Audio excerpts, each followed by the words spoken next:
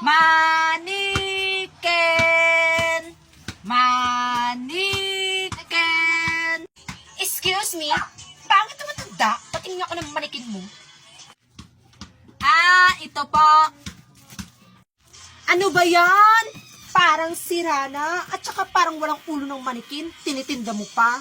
Ay, hindi po. Bagong-bago po yan. Naiwan lang talaga yung ulo niyan sa palengke. Original pa yan. Ano ba yan? Magkano ba itong manikin na tinitinda mo na walang ulo? 185 na lang po. Para sa inyo.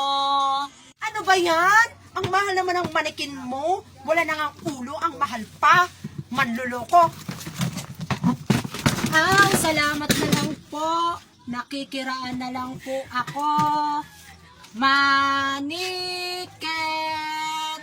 Maniken!